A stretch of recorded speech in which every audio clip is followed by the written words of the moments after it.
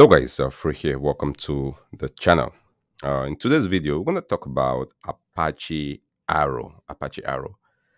We're gonna talk about what it is, the motivation behind it, and we're gonna use some really intuitive examples to help us grasp the concept of what it is and why this is a relevant concept in the data ecosystem. Now, you might be fortunate to have never heard about Apache Arrow, and most people can work with data without not understanding Apache Arrow or knowing about it because it's low level, and that's okay. But if you're gonna do some things that are a little bit more advanced and you want some more performance, or just going a little bit one step deeper than the average person just writing SQL, writing Python, you're gonna want to know about Apache Arrow, or at least understand why it, or where it fits into the data ecosystem. Now, what is Apache Arrow? As always, we're gonna build on a very intuitive example to get a grasp of what it is. So the example I have here today is, and we're gonna step away from the data world and just use some very common example that a lot of people can relate to. So imagine that you have three companies in this case, and it could be any number of companies, three to n companies. And the goal for these companies is to get people or get the organizations to agree on a business contract, on a business deal. And so they want the companies to sign that contract. So here we have company one, and here we have company two, here we have company three. Now, there are some rules that these companies have to play by. So the rule is each of these companies have the person who is responsible for signing their document. So company one has theirs, company two has the person, and company three uh, has their own person to sign that document. And only the people in that company can sign the document, the business document. So they have a contract across all three of them. They want to sign the document. But here is a catch. Here is a catch for this. The catch is that these individuals that work for these different companies all speak different languages. They all speak different languages. So the person working for company three speaks a language uh, called Gemba. Let me make sure we spell that correctly. So this person speaks a language called Gemba. Spell Gemba as such. The person working at company two speaks Latin. And of course, the person working at company one above here speaks the good old English. This person speaks English. Now, you can start seeing some complexity coming into play here. So if we have one document, and we want this person to sign, we want this person to sign, we want this person to sign. What language should this document be to facilitate signing of this document for all the three parties? Now, if you make this document English as an example to start, well, the person speaking English will sign it, but when it comes to the person speaking Latin, they're not gonna be able to sign it. Not to talk about the person speaking Gemba, they're not gonna be able to sign the document. So we're gonna run into a problem. We will run into a problem if we make this document English. Okay. You might say, through that is not a big problem. We live in the world today with Google Translate. Let me clean this up a little bit. We live in the world today with Google Translate, so that really shouldn't be a problem. All we need to do is make it so that we can really take the power of Google Translate. We're gonna start with the document here, and we'll make that document in English. So the black color is English. And when the person signs, when this person signs, so the signature is a thumbs up. What we're gonna do is we're gonna send that document over to this person here speaking Latin, and we're gonna let's just rearrange things here a little bit. So let's send this person to the back, just so it looks presentable. We're gonna send that person back here, and we are going to send that document to that person And as part of sending that document, we will translate the document. And once we're done with that, we're also going to send the document to this person speaking Gemba in green, and we're going to translate the document to green. So here's what we have at this point. So we have the document starting in English. We send it over to Gemba and we translate. We translate that document from English, from English to Latin. When we're done from English to Latin, this person signs it, the person in Latin signs it. We now take that document, we send it over to this person, and we translate.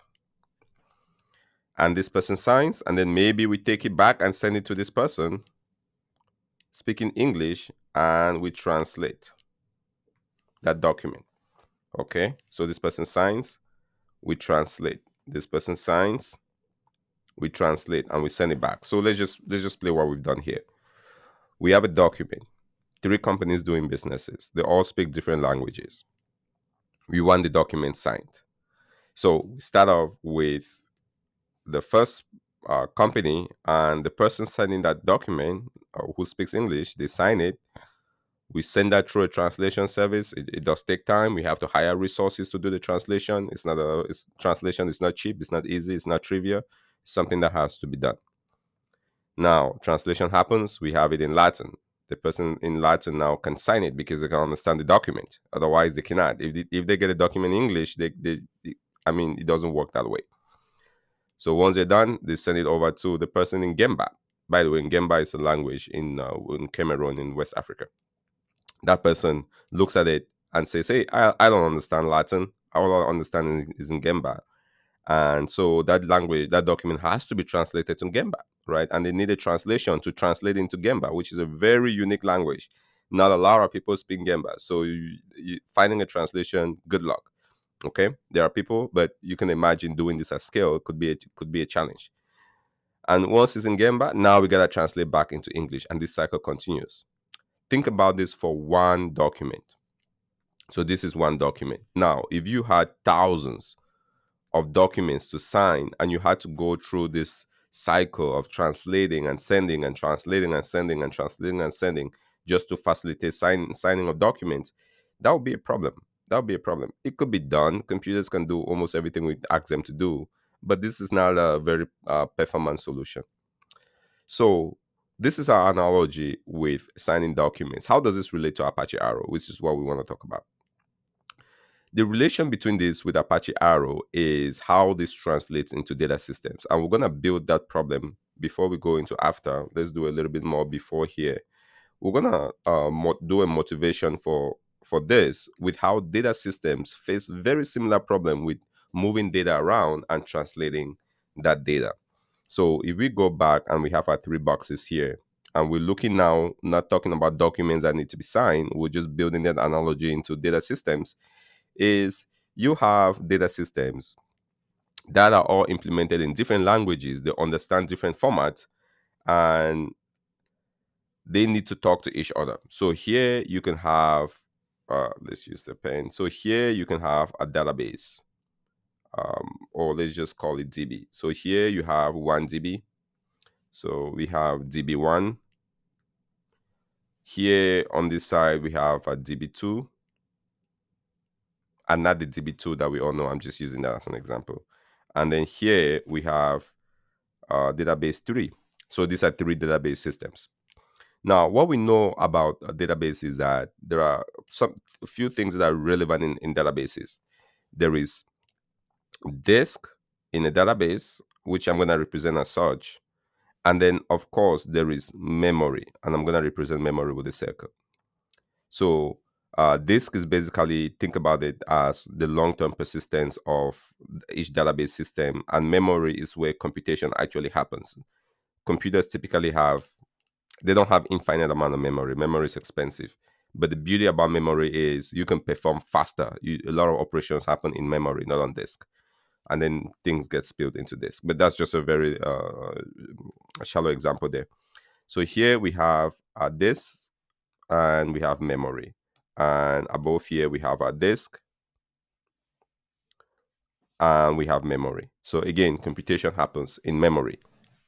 So very similar problem to above that these data systems would face. So this could be, think about this as Cassandra, right? Cassandra. This could be MySQL, just using that as an example.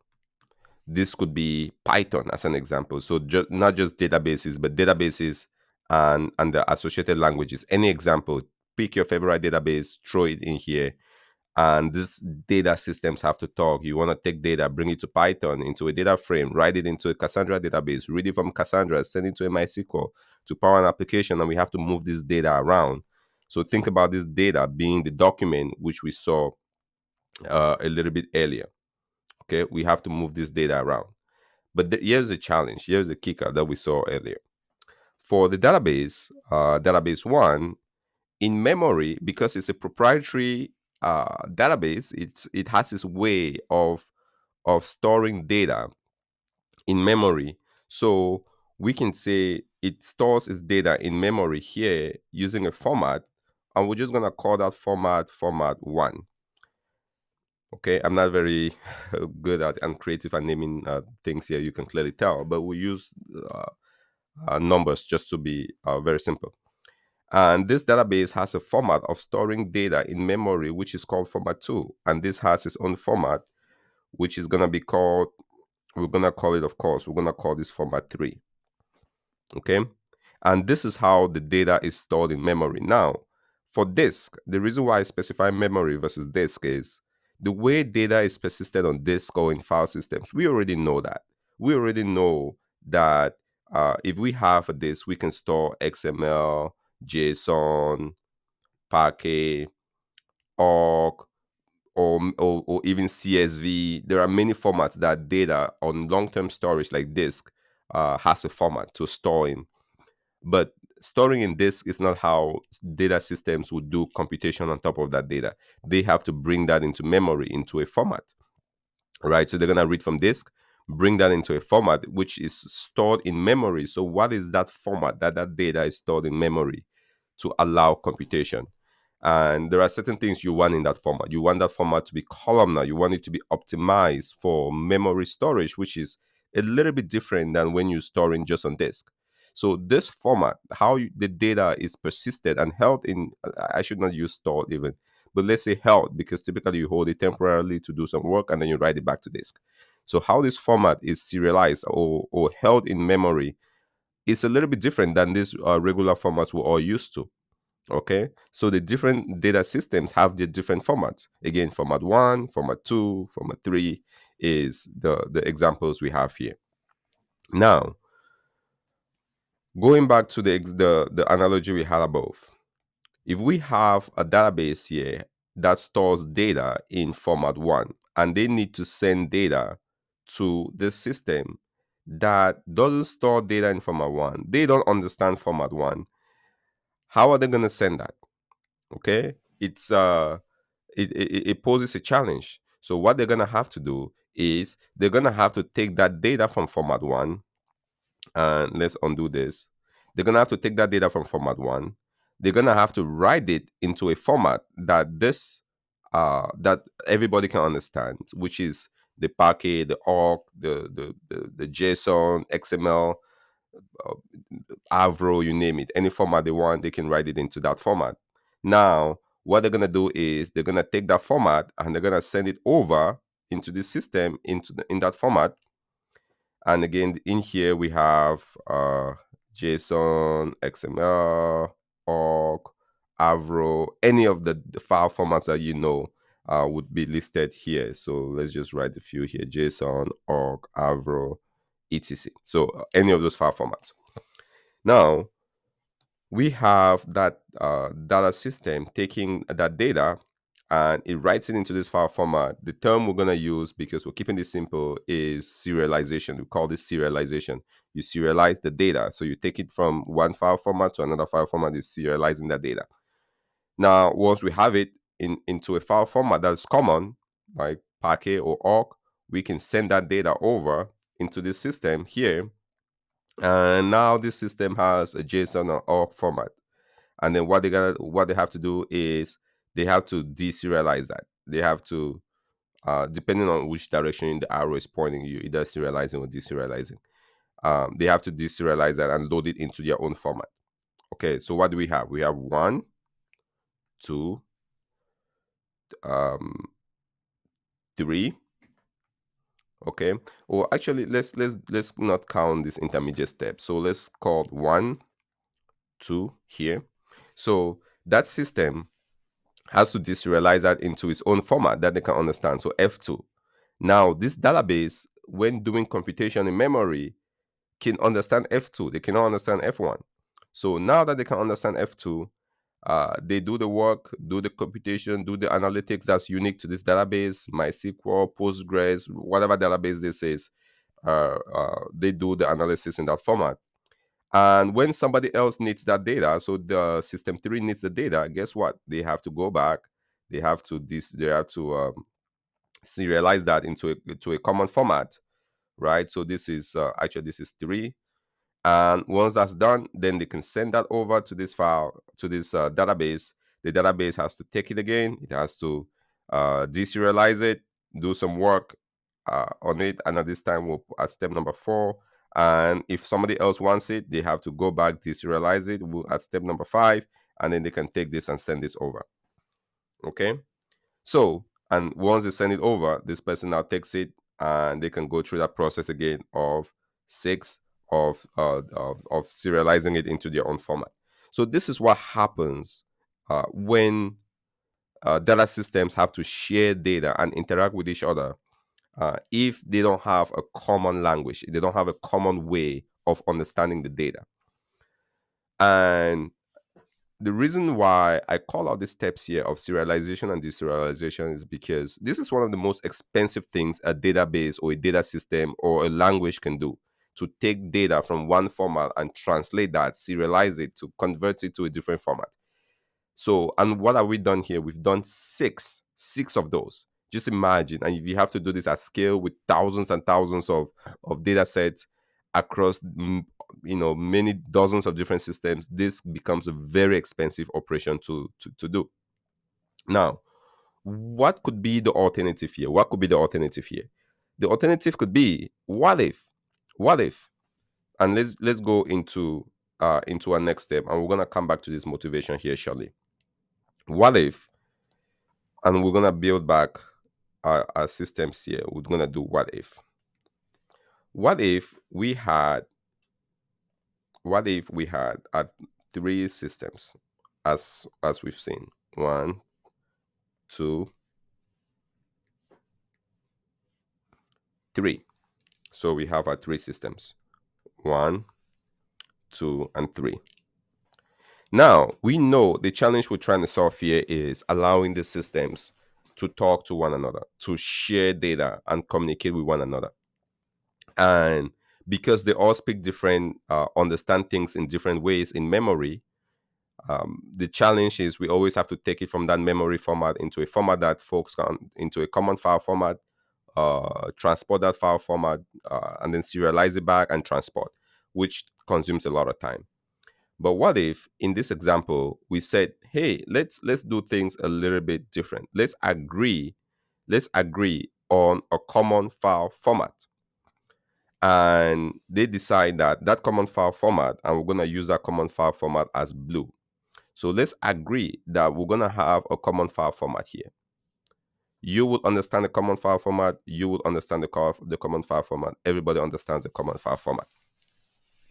So what happens in this case? Now, in this case, if we load data into this system in disk and memory, so our circle is memory, as we remember. If we load data into this system, and this system is processing that data in memory, and they're processing that data in memory, and when the time comes for them to take that data and to share that data with a different system, guess what? It took a lot of work. It took some work, and let's actually call that out. It took some work to serialize that data from the starting system.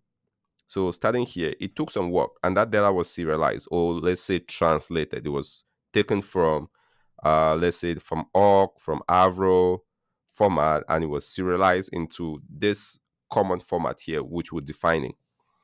And now we have a common format. That expensive work has been done number one time, the first time, by system one.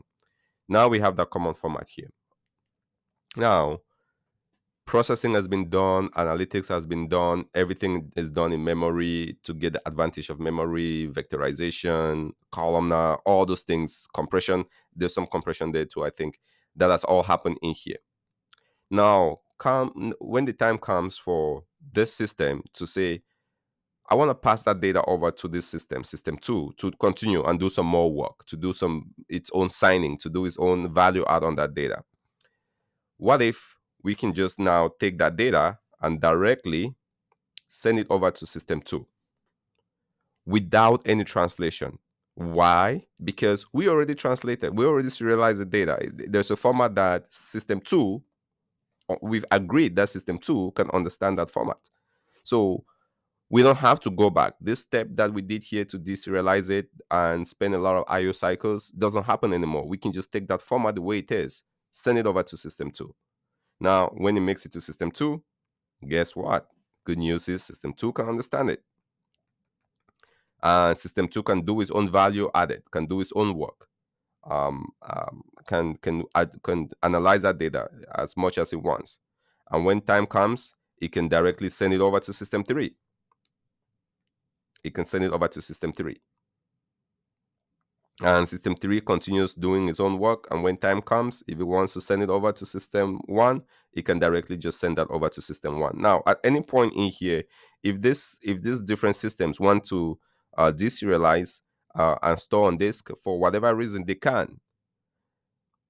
Okay, they can choose any file format for storing on disk, but if someone is reading that data, which you have it in memory, we know IO on memory is way faster than anything on disk. So if I'm gonna get data which you already have in memory, I want to get it from memory. Okay, and so that's why having this ability to number one, let's write it here, common language, and I'm using language here generously, not a programming language, or a common agreement, common framework on how data is understood and how data is shared. That is what Apache Arrow is about. And in here, we're going to call this Arrow. This is going to be the Arrow format. This will be, or you say Apache Arrow format. Apache Arrow format. This is what Apache Arrow allows us to do.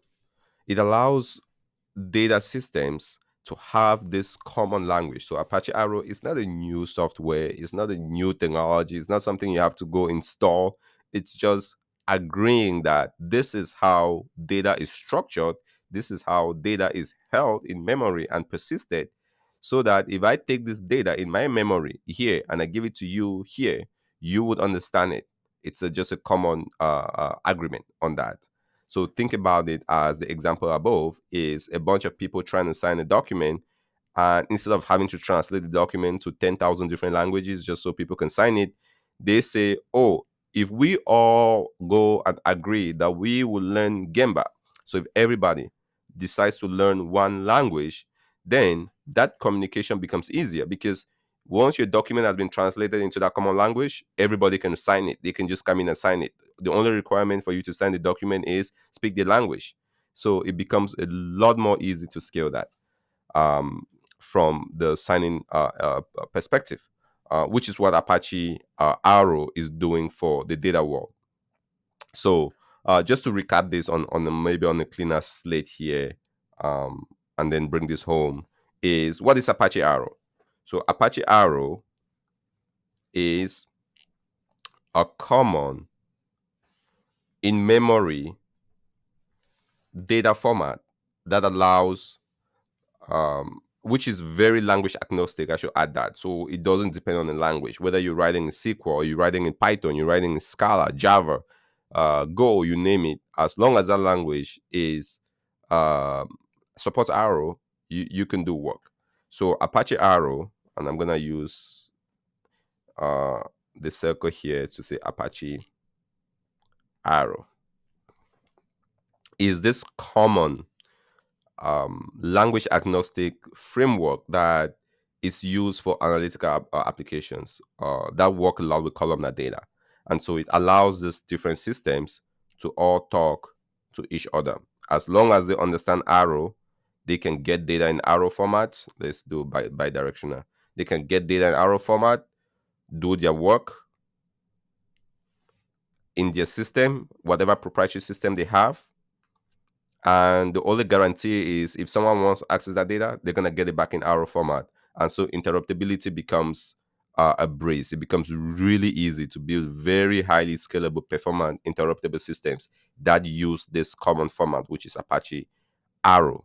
Now, before we go, I just want to come back up here and call out one thing, which could be confusing when folks are exposed to this for the very first time, which is, but through when you say Apache Arrow is a common format for interruptibility across data systems in memory, how does that relate to Parquet? Is that a file format or is it something else? Yes, and I'm gonna answer that. The answer is yes, and I want maybe no to some extent. But let's bring up this a green pen here. So just to call out that difference in case it's confusing, where Apache Arrow is relevant versus where file formats like Parquet for interruptibility and data interchange come into play. So again, Apache Arrow is in memory. Apache Arrow AA is relevant. The file format is optimized for persisting and holding. And I hate to use persisting when it comes to memory because we don't persist things in memory, but for holding data in memory. It's not optimized for holding data on disk. Now you can write Apache Arrow data to disk, and but it's not optimized for that. Parquet and Orc would do a better format if you want to keep that data in disk. You want to serialize that into the Parquet format, Orc format, XMLG, something else, not Apache Arrow. Now there are projects like Flight, Apache Flight, Apache Feather that are well, Feather led to Apache Arrow, but Apache Flight is something that is being built, or some work has been done around that to allow for persisting of Arrow data into disk. So you can take that file and send it to somebody else, but that's really not what it's meant for. It's not its bread and butter. But if data is in memory here, and you want that data, that data, how it's held in memory, how the data structures are defined in memory, that's where Apache Arrow is. So Apache Arrow would be in memory, Apache Arrow be in memory. Whereas when we talk about Parquet and Orc and all of that, those are in disk. So if I take a Parquet file and I give it to you to load to your database, well, the moment you take the Parquet file, sure, you have a Parquet file. But when you load it into your database, or when you load it into a data frame, how is that data stored? Because that data has to be stored somewhere, or held in a particular format. What format is that? That's the question. Well, that format is, depending if that system supports Apache Arrow, would be Apache Arrow. So that's something to clarify for folks who might be a little bit confused in terms of, how does the Apache Arrow format differ from a file format. Hopefully that clears that